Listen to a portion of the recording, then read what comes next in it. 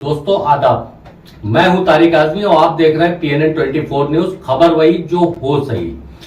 पिछले दिनों Varanasi police commissioner Ashok Mutha Jain ने एक आदेश जारी किया और हुक्का पार्लरों के ऊपर अंकुश कसने की बात समस्त थाना प्रभारियों से कही। सारे थाने इसके लिए सक्रिय भी हो गए। इसी क्रम में पिछले दिनों जो है सिगरा पुलिस ने कुबेर कॉम्प्लेक्स में छापेमारी किया था, जहां से एक हुक्का पार्लर बरामद हुआ था। पुलिस ने उसके संबंध में मुकदमा भी दर्ज किया विभिन्न धाराओं में। उसके जो संचालक थे एक यादव जी बताए गए, जो यादव जी फरार बताए जा रहे हैं।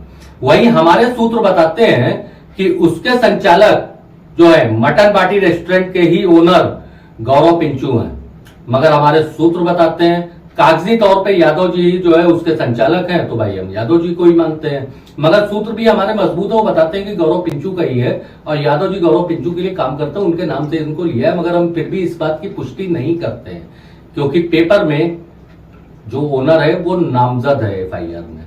इस क्रम में सबसे महत्वपूर्ण भूमिका अगर निकल करके आई थी, बड़ी बारीक भूमिका, तो सुनील गौतम नाम के कांस्टेबल की। सुनील गौतम नाम का ये कांस्टेबल नगर निगम चौकी पे 3 साल से पोस्टेड है। लोगों से डंके की चोट पे बोलता है कि DCP काशी RS गौतम साहब का वो रिश्तेदार है। अब RS गौतम साहब का रिश्तेदार वो होने का दावा करता है, हम इसकी पुष्टि नहीं करते हैं, मगर उसके दावों को कुछ ना कुछ तो बल मिल रहा है। बल कहां से मिल रहा है साहब? शक के दायरे में चीजें क्यों आती हैं कि उसकी सेटिंग बहुत तगड़ी है।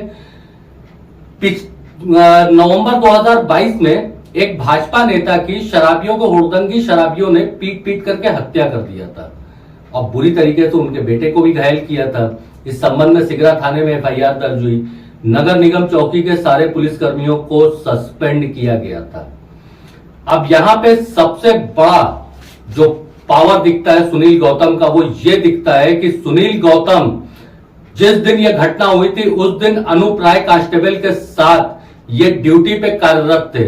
अनूप राय कांस्टेबल सस्पेंड होते हैं। वर्तमान में हमारी जानकारी के हिसाब से वर्तमान में वो लंका थाने में पोस्टेड हैं, मगर सुनील गौतम के ऊपर कार्रवाई कुछ भी नहीं होती है। आखिर ऐसा क्यों? सवाल बड़ा होगा ना।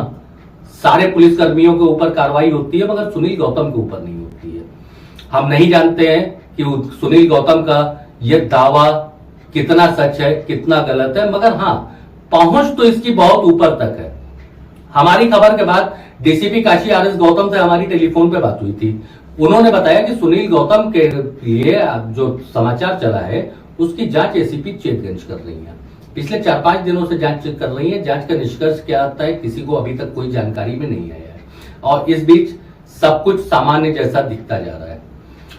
हुक्का पार्लर के ऊपर इसके अच्छा नियंत्रण है सुनील गौतम का, ये हमारे सूत्र कहते हैं। अकेले ये सिगरा ही नहीं, भेलूपुर वगैरह इलाकों के भी हुक्का पार्लर के ऊपर बहुत अच्छा नियंत्रण लगता है, ये हमारे सूत्र कहते हैं। मगर इन सूत्रों के दावों की हम पुष्टि नहीं करते हैं, क्योंकि हम वैसे नहीं है कि सूत्रों के दावों की हम पुष्टि कर दें साहब की नहीं साहब सूत्र कह गए तो हम मान जाते हैं, हम पुष्टि नहीं करते। भेलूपुर थाना क्षेत्र हुक्का पार्लर का गढ़ बना हुआ है, चाहे वो शिवालय का हमतुम जो है पार्लर हो या फिर सालसा। DCP साहब, DCP काशी साहब, खास तौर से इस नाम पे गौर करवाना चाहूंगा। सालसा की एक और ब्रांच खुली है महमूरगंज में। सालसा की महमूरगंज की ब्रांच सालसा 2.0 यानी 2.0 नाम से खुली हुई है। ओनर है मोहम्मद सैफ, दोनों ब्रांचों के। सुना है कि महमूरगंज वाली ब्रांच किसी और के साथ पार्टनरशिप भी है, मगर मोहम्मद सैफ साहब ओनर है। उसी तरीके से एक सिगार गैस्ट्रो करके खुला हुआ है डॉक्टर उषा गुप्ता के क्लिनिक से थोड़ा सा आगे। सिगार गैस्ट्रो, खुल्लम खुल्ला हुक्का पार्लर, आप वीडियो में देख रहे होंगे ये सब कुछ। एक तरफ सालसा 2 का है, उसी में जो है साथ में सिगार गैस्ट्रो का भी है। सुप्रीम कोर्ट ने हुक्का पार्लर को लाइसेंस देने की एक अनुमति की बात कही थी, मगर उसके साथ शरायत थी कि नाबालिग बच्चों को ये सुविधाएं नहीं प्रदान किया जाएगा।